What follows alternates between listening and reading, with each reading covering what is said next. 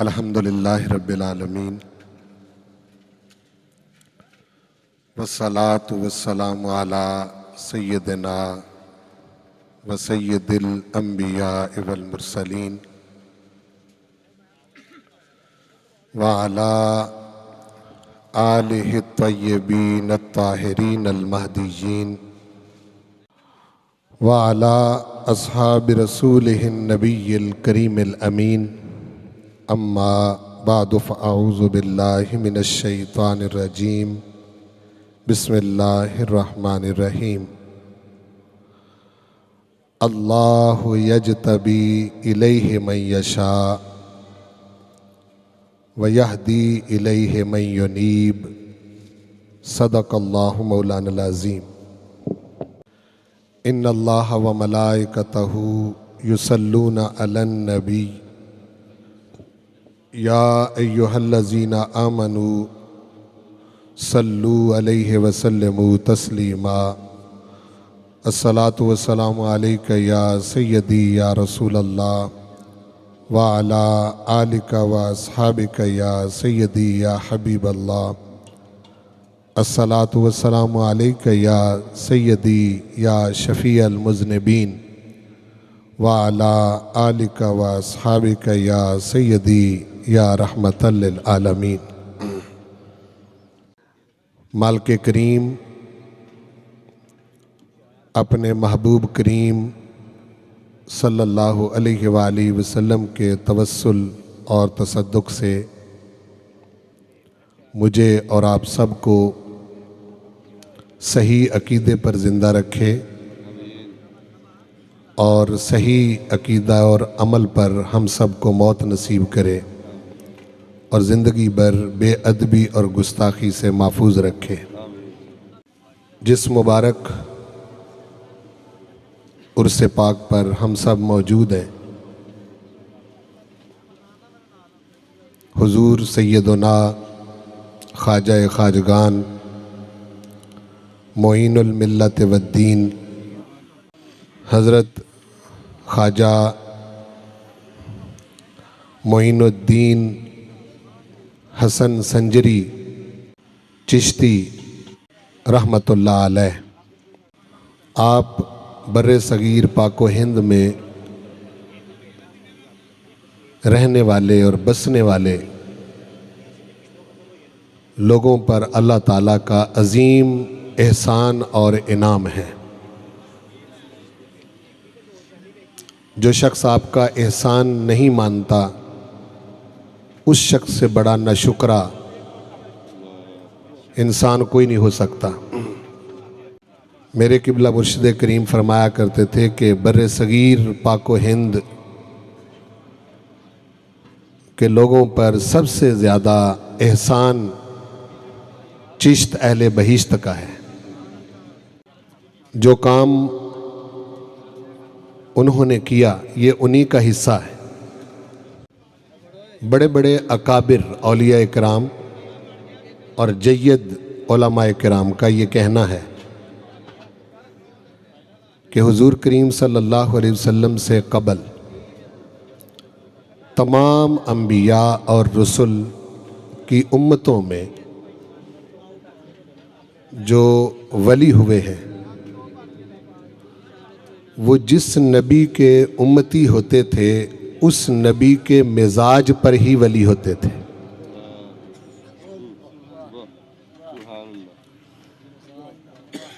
ایسا نہیں ہوتا تھا کہ کسی اور نبی کا امتی ہو اور کسی دوسرے نبی کے فیض سے متمتع ہو کر اس فیضان پر ولی بنا ہو۔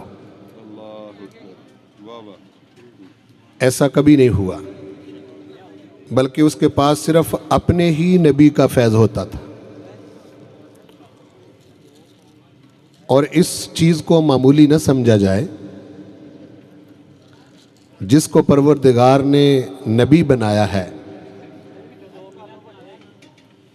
نبوت کے مرتبے پر فائز کیا ہے، اس ایک نبی کا بھی فیض اتنا ہوتا تھا کہ پلک جھپکنے میں بلقیس کا ٹنوں وزنی تخت وہ لا سکتا تھا۔ حالانکہ وہ ایک ہی نبی اور ایک ہی رسول کا فیضان جو ہوتا تھا اسی کا حامل ہوتا تھا. تو اس پر اولیاء بھی متفق ہیں اور تقریباً تمام علماء بھی متفق ہیں جو جید علماء ہیں کہ حضور کریم صلی اللہ علیہ وآلہ وسلم کی امت میں جتنے بھی اولیاء کرام ہوئے ہیں ان اولیاء کے اندر پروردگار نے پچھلے نبیوں کے جتنے خصائص تھے یا جو ان کا مزاج تھا ان نبیوں کے مزاج میں سے کئی نبیوں کا حصہ حضور کی امت کے ایک ولی کو عطا کیا ہے. بعض ایسے بھی ولی ہوئے ہیں حضور کی امت میں جو ایک نبی کے مزاج پر ولی اسی امت کے اندر. بعض ایسے ہیں جو 2 نبیوں کے مزاج پر ہیں. بعض ایسے ہیں جو 5 نبیوں کے مزاج پر ہیں. بعض ایسے ہیں جو 10 نبیوں کے مزاج پر ہیں. اور اس امت کے اندر جس شخصیت میں سارے مزاج جمع کیے گئے وہ حضور سیدی الشیخ عبد القادر جیلانی ہے.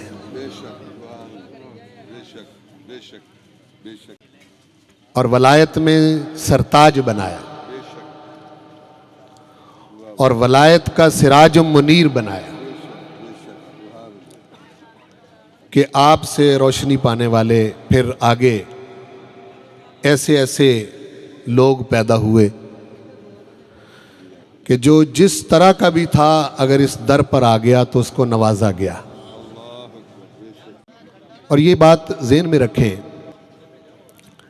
کہ حضور سیدی الشیخ عبد القادر جیلانی الحسنی والحسینی رضی اللہ تعالی عنہ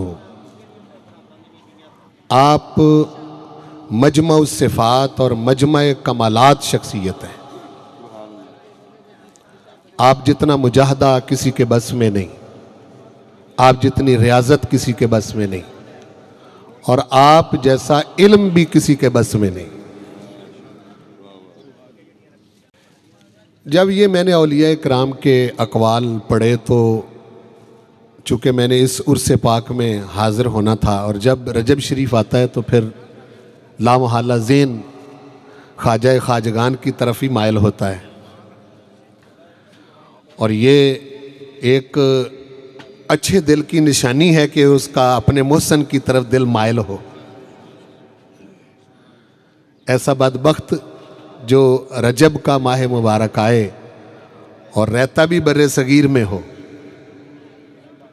تو پھر اپنے محسن کی اس کو یاد نہ آئے تو ایسا بدبخت اور بد نصیب جو ہے اس شخص کو کیا پتا ہے کہ یہ کتنے بڑے احسانات ہیں.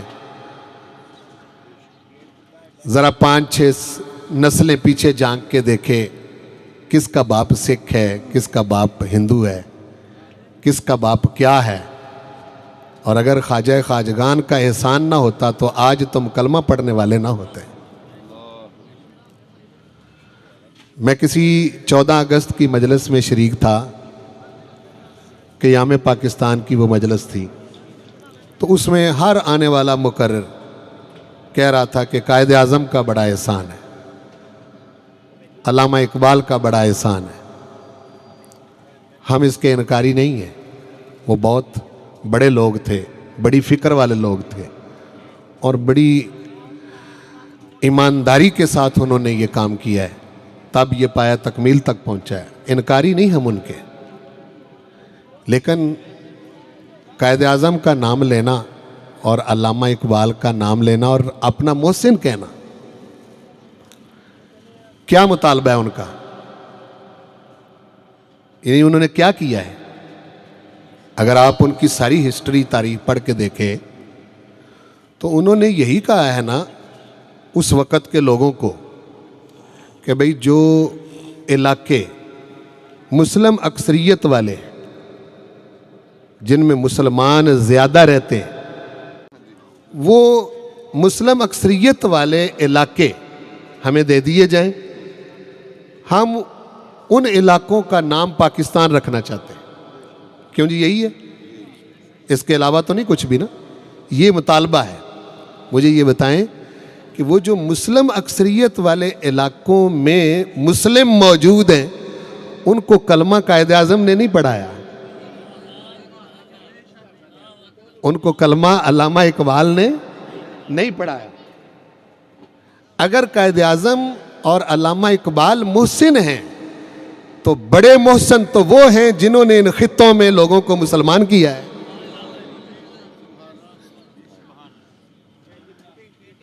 اس لیے بر صغیر میں رہنا اور خاص طور پر پاکستان اور بھارت کا جو علاقہ ہے، بر صغیر کا جو ہے، اس میں رہنا اور خواجہ خواجگان کے بارے میں بغض رکھنا،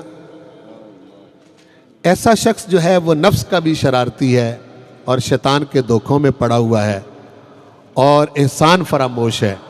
اس شخص کو سمجھ نہیں ہے کہ پروردگار احسان فراموشی کی سزا بڑا ذلیل کر کے دیا کرتا ہے. جو بندہ احسانوں کو نہیں مانتا اس کو پروردگار بہت ذلت کی موت دیتا ہے. اب دیکھو نا، آپ کے والدین ہیں، والدین کا انتخاب انسان خود نہیں کرتا، یہ اللہ کی مرضی ہے. وہ جس خاندان میں چاہے پیدا کر دے، جس ماں باپ کے گھر، اس کی اپنی مرضی ہے پیدا کر دے. کیا انسان دعویٰ کر سکتا ہے کہ میں اپنی مرضی سے اس خاندان میں پیدا ہوا ہوں؟ ماں باپ کا انتخاب یہ پروردگار کا ہے. خالق نہیں ہے وہ اپنی اولاد کے. ماں باپ اپنی اولاد کے خالق نہیں ہوتے، وہ تو کوئی چیز بھی نہیں بناتے. ماں باپ اپنے بچوں کے کوئی دل بناتے، اپنے بچوں کے چہرے بناتے، اپنے بچوں کے کو قد کاٹ رنگ کا انتخاب خود کرتے. والدین جو ہیں وہ اپنے بچوں کے جسم کا کون سا حصہ بناتے؟ کوئی بھی نہیں بناتے. ان کو صرف درمیان میں رکھا ہے. بنا تو وہ والدین کے بغیر بھی سکتا تھا. والدین درمیان میں نہ بھی ہوتے تو کیا وہ انسانوں کو بنانے پر قدرت نہیں رکھتا؟ رکھتا ہے. اس کی مثالیں اس نے موجود ہیں. باپ نہیں ہے، عیسیٰ علیہ السلام کو پیدا کیا. ماں باپ دونوں نہیں ہیں، آدم کو پیدا کیا. اور اس کے علاوہ اس کی قدرتیں بے شمار ہیں. یہ آپ سوچیں اور سمجھیں تو آپ کو پتہ ہی نہیں چلے گا کہ آپ ایک دانہ زمین میں بوتے ہیں اور اپنا کمال سمجھتے ہیں کہ وقت پر پانی دیا اور ہل چلایا ہے. وہ جس نے ایک دانے سے 700 بنائے اور تو نے خالی دانہ بویا تھا، اس نے ٹوپیاں پہنا کے واپس کیے. قدرت تو اس کی ہے نا جی. اس لیے والدین درمیان میں ہیں، نہ بھی ہوں تو وہ پیدا کر سکتا ہے، لیکن خود والدین کو درمیان میں رکھ کے کیا فرماتا ہے؟ فرماتا ہے یہ صرف تیرے اس دنیا میں آنے کا سبب اور وسیلہ میں نے بنایا ہے. یاد رکھنا اس وسیلے کے آگے اف نہیں کرنی. اس وسیلے کے آگے اف نہیں کرنی. اور خدا کے بندو، پیدا ہو کے انسان کفرستان میں رہ کے بے ایمانی مر جائے، ایمان نصیب ہی نہ ہو، پتہ ہی نہ چلے اللہ کون ہے، پتہ ہی نہ چلے رسول کون ہے، پتہ ہی نہ چلے دین کیا ہے، پتہ ہی نہ چلے کلمہ کیا ہے، اور مر جائے، اس شخص سے بڑا بدبخت کون سا ہے؟ ان ہستیوں کا احسان ہے کہ پیدا تو اپنے ماں باپ کے گھر ہوئے ہو، لیکن انہوں نے تمہیں اپنے محبوب آقا کا پتہ بتایا ہے. وہ ہے خواجہ خواجگان. تو خواجہ خواجگان رحمت اللہ علیہ کے بارے میں غور کرتا رہا. میں اس سوچ میں پڑ گیا کہ بر صغیر میں یہ جو عظیم ہستی ہے یہ کس نبی کے مزاج پر تھی؟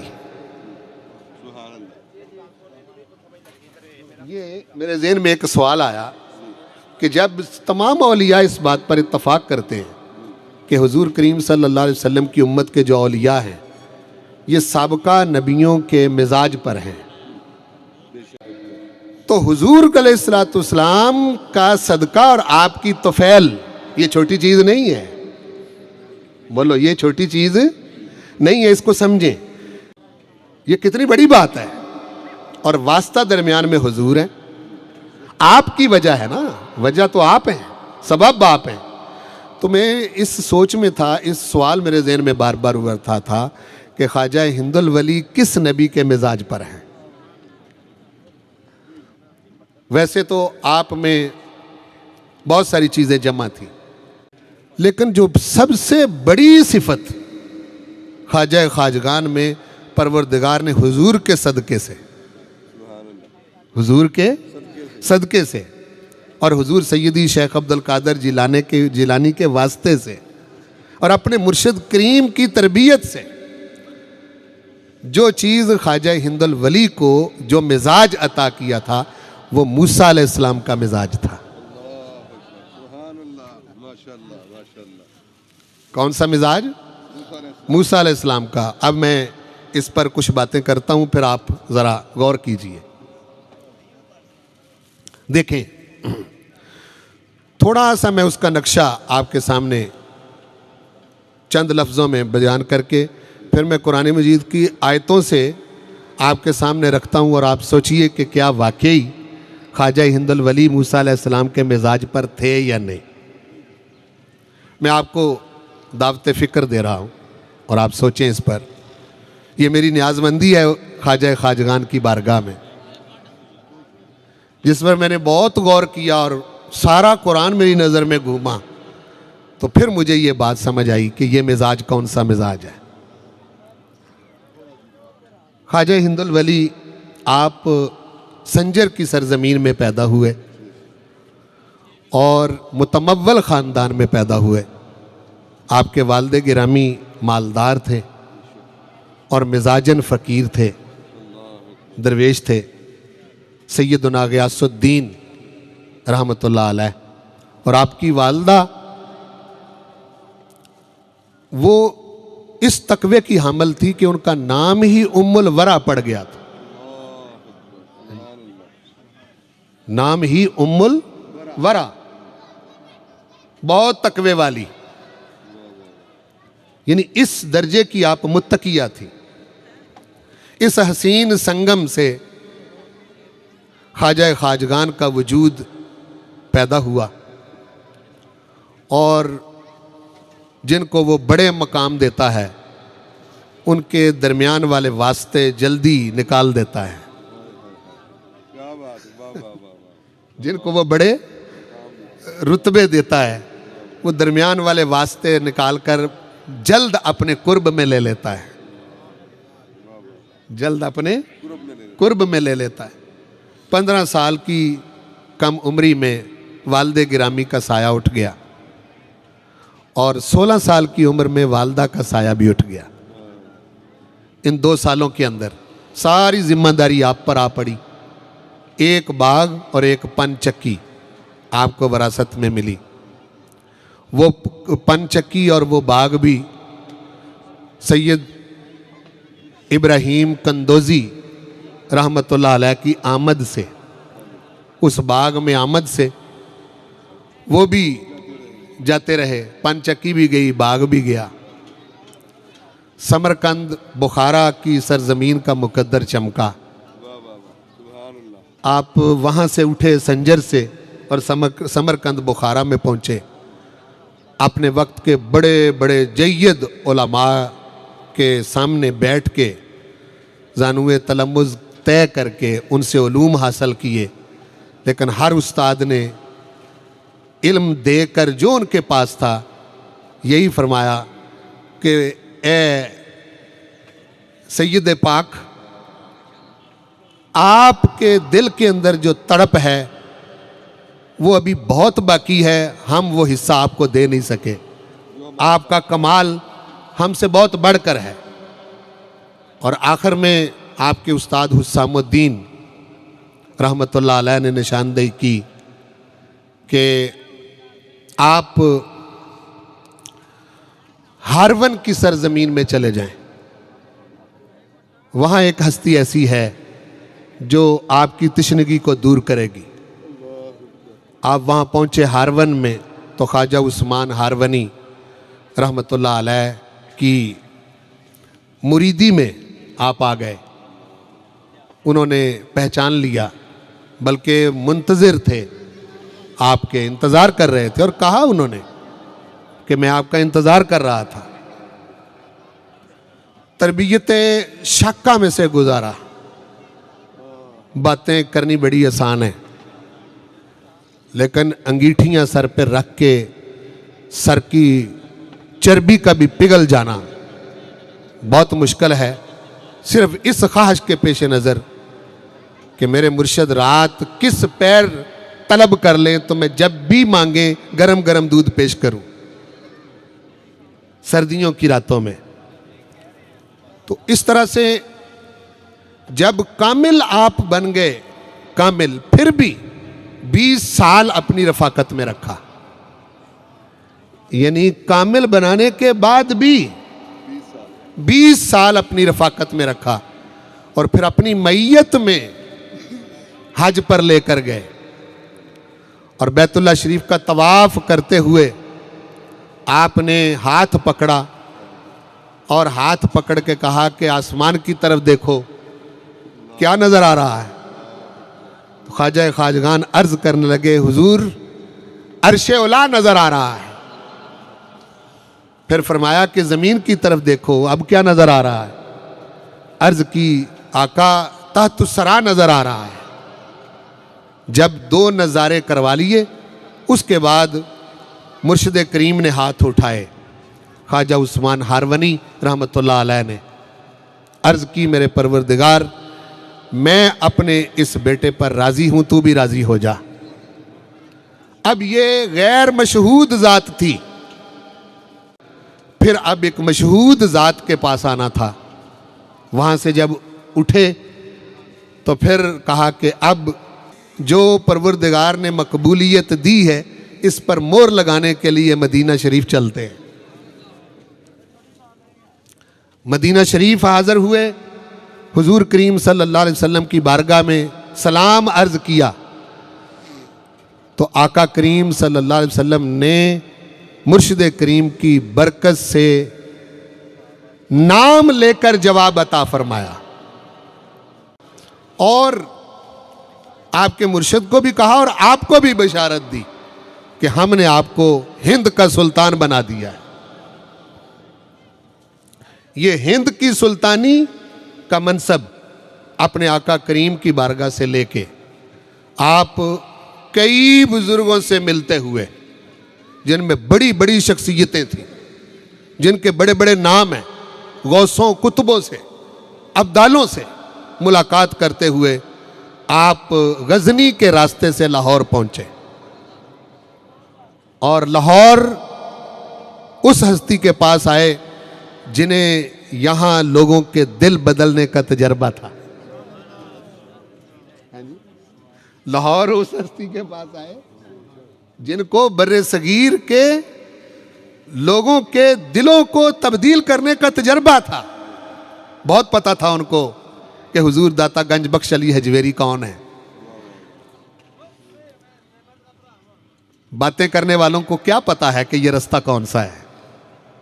وہاں چلہ کشی کی، لوگوں نے تو یہ کہا کہ وہاں وہ عبادت کرتے تھے، کئیوں نے یہ کہا کہ وہاں تلاوت کرتے تھے، کئیوں نے یہ کہا کہ وہاں ذکر کرتے تھے، کئیوں نے کہا تسبیحات کرتے تھے، کئیوں نے کہا کہ اپنے مرشد کا پڑھایا ہوا سبق وہاں دہراتے تھے۔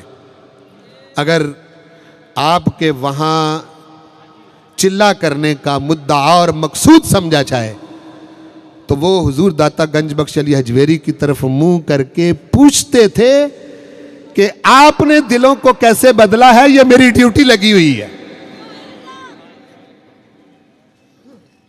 یہ میری ڈیوٹی لگی ہوئی ہے۔ میرے آقا بر صغیر میں آپ بہت پہلے سے موجود ہیں، حضور داتا گنج بخش علی حجویری سے سیکھا، دلوں کے بدلنے کا طریقہ سیکھا، چونکہ ان کا تجربہ پہلے تھا۔ اس حوالے سے یاد رکھو، کوئی کام بھی استاد کے بغیر نہیں آتا، استاد کے بغیر نہیں آتا۔ اگر آپ نے صبر سیکھنا ہے تو صابر کے پاس بیٹھنا پڑے گا، اگر شکر سیکھنا ہے تو شاکر کے پاس بیٹھنا پڑے گا، اگر آپ نے کوئی بھی عمل आला दर्जे का, जो उसके हाँ मकबूल हो, उसको सीखना है तो उसी सिफत के हामिल बड़े बंदे के पास बैठना पड़ेगा। किसी सब्र करने वाले के पास बैठकर सब्र करना आता है, और किसी शुक्र करने वाले के पास बैठकर शुक्र करना आता है, और किसी ऐसे बंदे के पास बैठकर जो दिलों की खेती को सैराब करना जानता हो, उसके पास बैठकर दिलों की खेती को सैराब करना आता है। ये आपने यहां से सीखा, और जब उठे तो आपने यही तो कहा है, गंज बख्शे फैज़े आलम। बोलो, गंज बख्शे। वो गंज जो लेने बैठे थे वो हुजूर दाता गंज बख्शे लिए अजमेरी ने ख्वाजा खाजगान को अता कर दिया। गंज बख्शे फैज़े आलम मजहरे नूरे खुदा, ना के सारा पीरे कामिल कामिलारा रहनुमा, कामिलारा रहनुमा। ये मामूली जुमले नहीं, इसको भी बहुत सारे लोगों ने बदलने की कोशिश की, कभी किसी लफ्ज से, कभी किसी लफ्ज से, कभी किसी लफ्ज से, और बदलते बदलते परवरदिगार की बेअदबी कर बैठे। बंदा बंदा होता है, अल्लाह अल्लाह है। अल्लाह को बंदा ना बनाओ, बंदे को अल्लाह ना बनाओ। इसलिए ख्वाजा अजमेरी रहमतुल्लाह अलैह ने जो कहा ना, गंज बख्शे फैज़े आलम मजहरे नूरे खुदा, मजहरे, बोलो मजहरे नूरे खुदा। वो ख्वाजा अजमेरी ने जोड़कर नहीं बनाया कि ये इस तरह का जुमला बना के जिस तरह शायरों का काम है, जी जी, ऐसा नहीं है। गंज बख्शे फैज़े आलम एक सिफत, मजहरे नूरे खुदा दूसरी सिफत, नाकसारा पीरे कामल तीसरी सिफत, कामिलारा रहनुमा चौथी सिफत। ये चारों सिफतों की हामिल अगर कोई जात बरे सगीर में है तो वो हुजूर दाता गंज बख्श अली अजमेरी की है।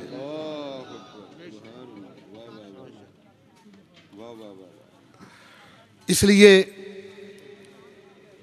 हुजूर ख्वाजा मोइनुल मिल्लत व दीन ने जो कलिमात कहे, ये औलिया के अकवाल है, ये शायरों की शायरी नहीं है।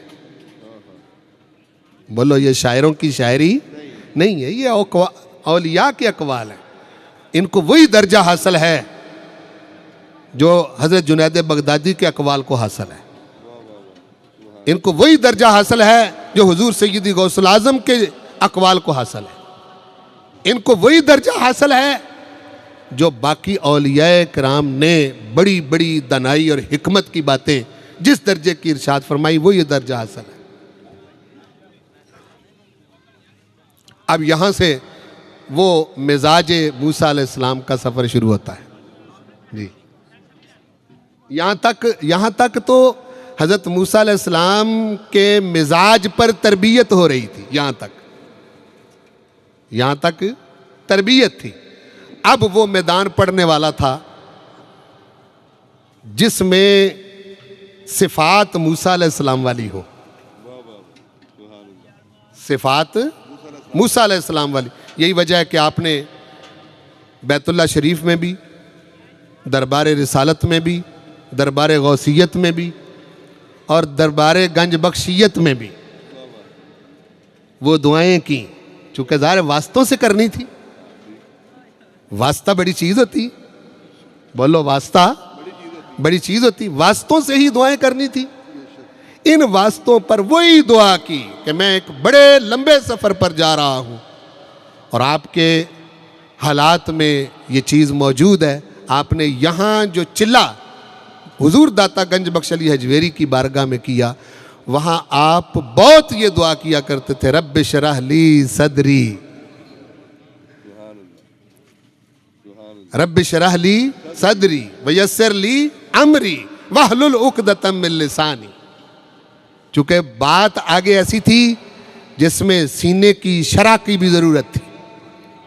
मामला ऐसा था कि जिसमें लोगों को आसानी से बात समझ आ जाए, इसकी भी ज़रूरत थी। और जो शख्स अपनी बात को समझा नहीं सकता, जिसकी ज़ुबान की गिरा खुली हुई नहीं, जितना मर्जी बड़ा अल्लामा हो और जितना मर्जी मुजाहिद हो, लेकिन लोग उसकी बात समझ ना सके, ये भी एक नक्स और ऐब होता है। پروردگار نے اس دعا کو قبول فرمایا اور خواجہ معین الملت والدین کا سینہ کشادہ فرمایا، شرح صدر بھی ہوا، زبان کی گرہ بھی کھلی اور معاملات بھی آسان ہوئے۔ اپنے 40 جان نثاروں کے ساتھ این کفر کے سینے پر جا بیٹھے،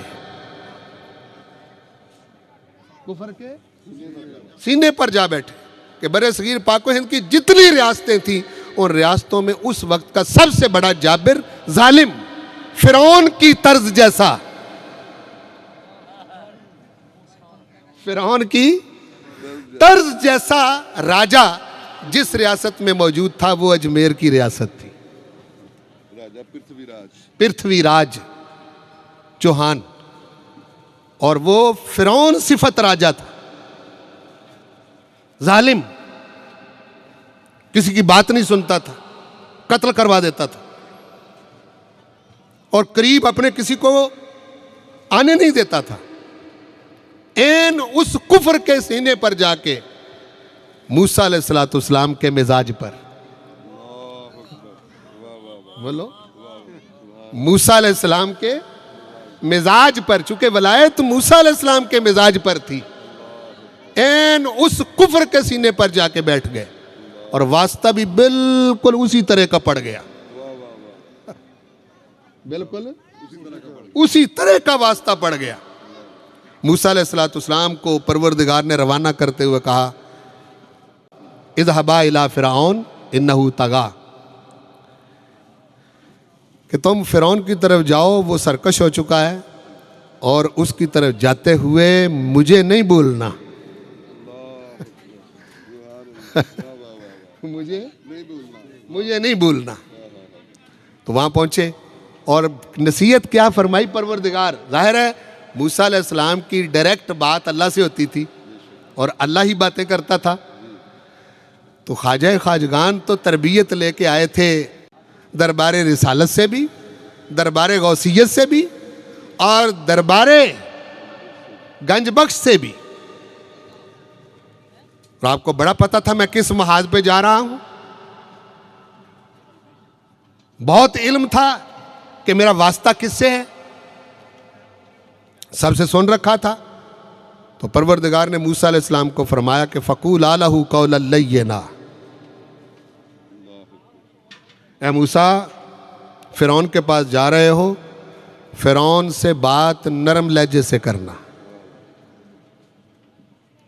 اچھا سمجھیں ذرا بات کو، پروردگار کو یہ علم نہیں کہ فرعون نے نہیں ماننا، سنو ذرا، اگر یہ بات کوئی شخص عقیدے میں رکھے کہ اللہ کو نہیں پتا، تو اس کو پروردگار کے علم کی سمجھ نہیں ہے۔ پتا تھا اس کو کہ اس نے نہیں پلٹنا، فرعون ایمان نہیں لائے گا، اور اس کو یہ بھی پتا تھا اس نے ماننا کس وقت ہے، یہ اللہ کو علم تھا۔ پھر بھی فرمایا فَقُولَا لَهُ قَوْلًا لَيِّنًا، اس سے نرم نرم بات کرنا، ساتھ ہی امید دلائی اور تبلیغ کا انداز بتایا، ہو سکتا ہے سمجھ جائے، ہو سکتا ہے، حالانکہ کنفرم بات ہے پروردگار کے علم میں کہ اس نے سمجھنا نہیں، لیکن مبلغ کی یہ شان نہیں ہوتی کہ وہ کبھی بھی نا امیدی کے طرف جائے، ہر وقت امید میں رہے، خواہ کتنا بڑا دشمن ہو، امید نہ توڑے۔ پروردگار اور خدشہ دار کیا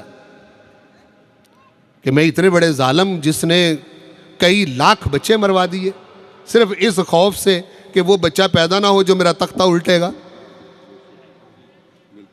اتنا بڑا ظالم۔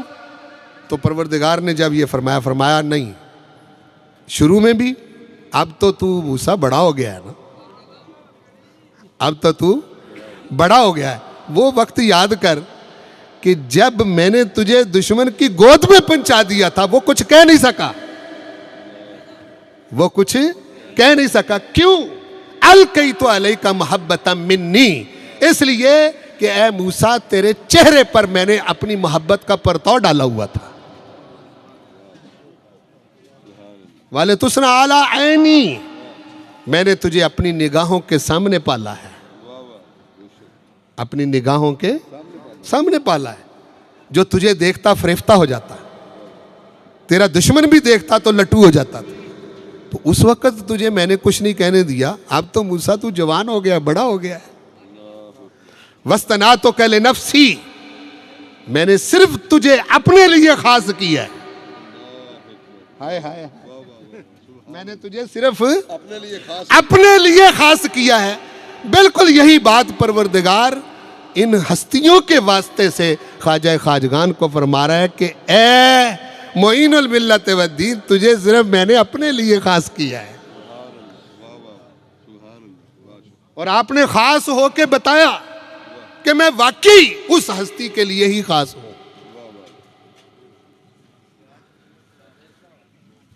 جب یہ بات ہوئی تو اس وقت وہ بالکل جادو نگری تھی اجمیر, جادو کا گڑھ, بڑے بڑے جادوگر, ایسے جادوگر کے جو آگ لگا دیتے, ایسے جادوگر جو سانپ بنا لیتے, ایسے سانپوں کا ذکر ہے باقاعدہ. ہاں جی, وہی معاملہ ہوا. وہ جادو نگری تھی. پرتھوی راج نے جادوگروں کو اکٹھا کیا,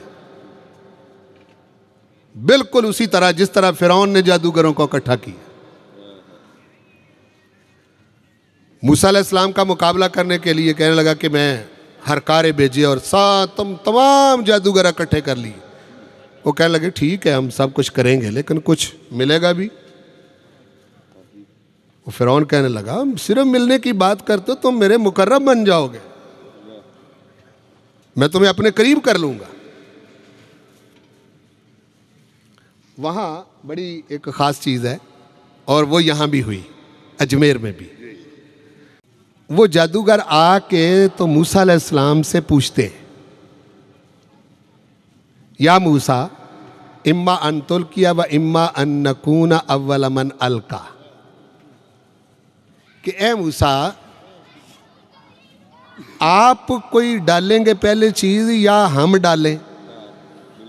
علماء نے لکھا ہے کہ موسیٰ علیہ السلام کے اس ادب کی وجہ سے ایمان نصیب ہوا تھا. سنو میری بات کو,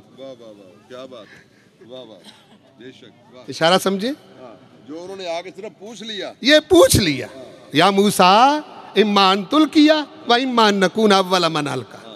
موسیٰ علیہ السلام نے فرمایا بل القوا, تم ہی ڈال لو. جب انہوں نے ڈالا تو فَإِذَا حِبَالُهُمْ وَعِصِيُّهُمْ يُخَيَّلُ إِلَيْهِ مِنْ سِحْرِهِمْ أَنَّهَا تَسْعَىٰ, دیکھا کہ وہ رسیاں لاٹھیاں جو ہیں وہ سانپ بن کر ادھر ادھر وہ گھوم رہی ہیں. وہ بہت تعداد میں مجمع جمع ہے. فرعون فاتحانہ انداز سے دیکھ رہا ہے. تو پروردگار نے فرمایا القھا, اے موسیٰ تم بھی ڈالو.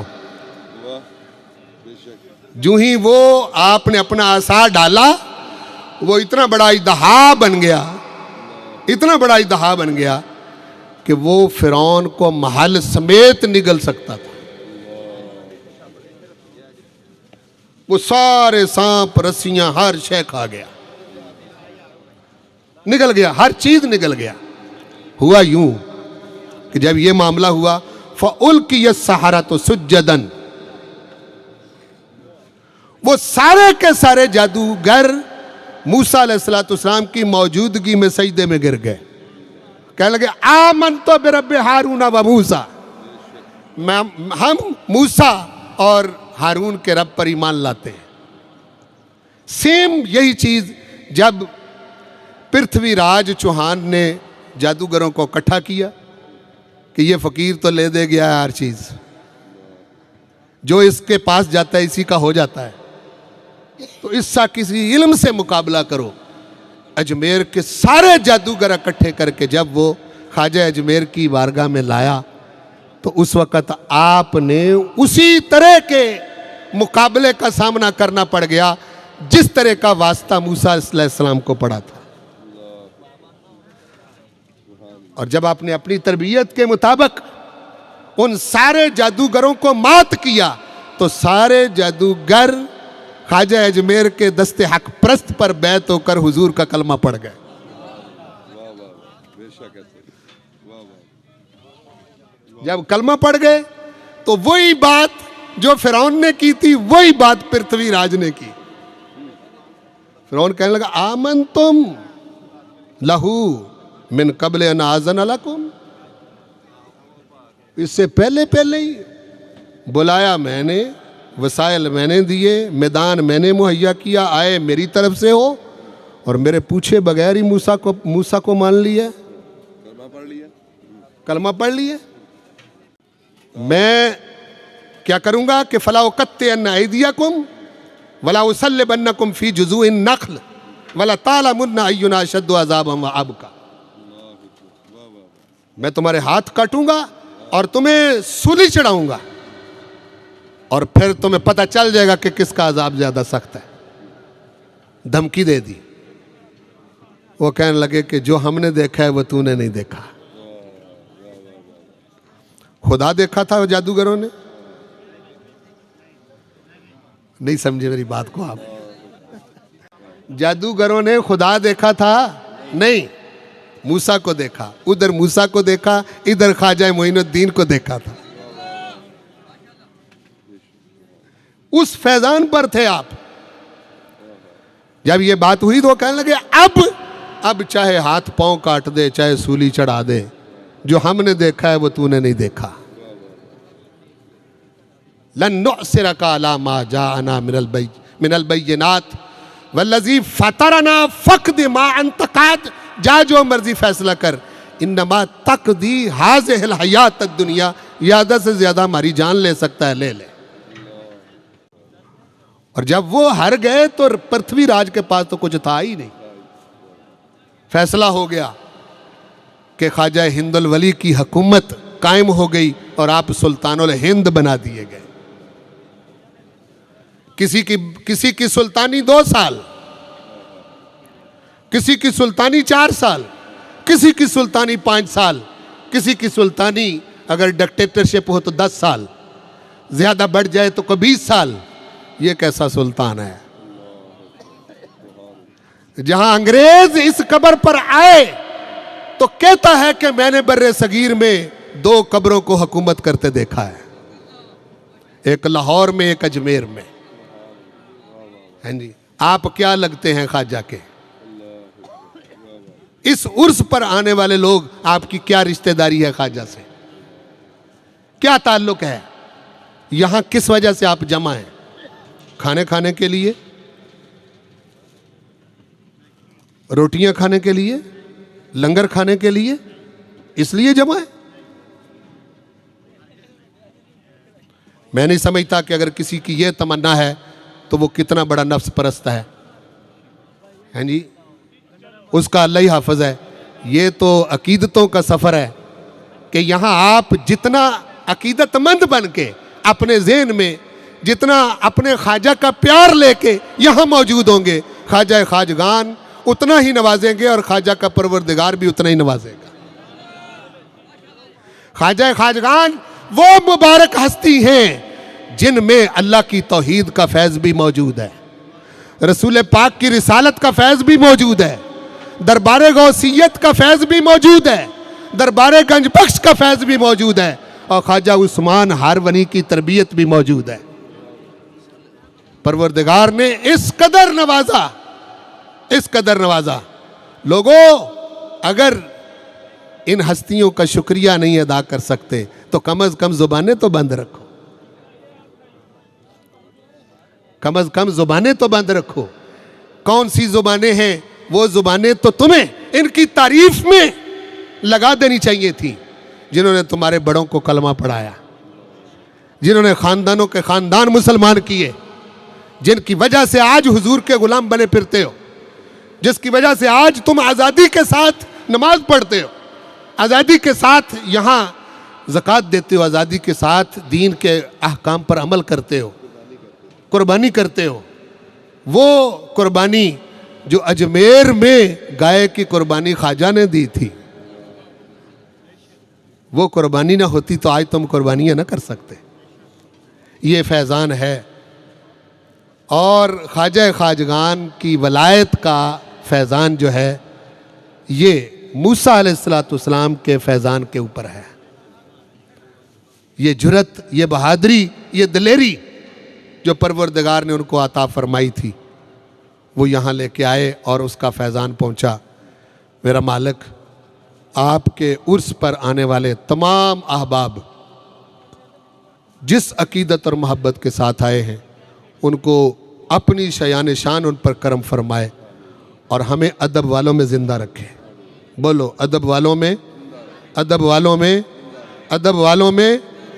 بے ادبی اور گستاخی سے ساری زندگی بچائے.